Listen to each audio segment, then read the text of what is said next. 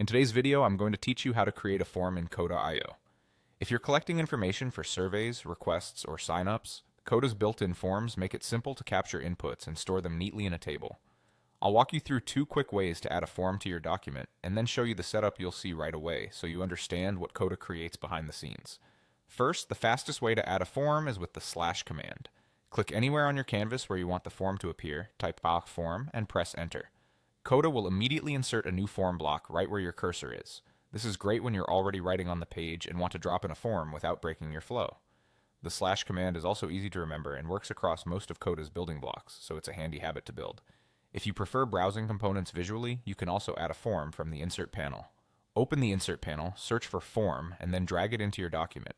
This method is especially helpful if you like to see options and layouts as you go, or if you're building out a page with multiple elements and want to place the form precisely.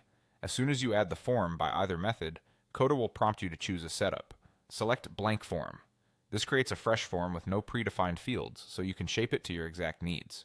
When you choose a blank form, Coda automatically creates a hidden table called Responses.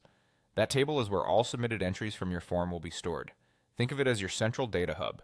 Every submission becomes a new row in that table, ready for filtering, sorting, or reporting later.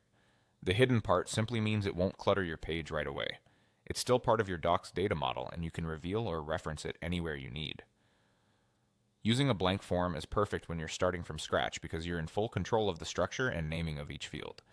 As your form evolves, the responses table keeps everything consistent in the background, ensuring no data gets lost or scattered. And that's it. You've learned how to insert a form with the slash command, how to add one from the Insert panel, and how to choose the blank form option that automatically sets up your hidden responses table. With those basics in place, you're ready to start shaping a form that fits your workflow and captures exactly the information you need.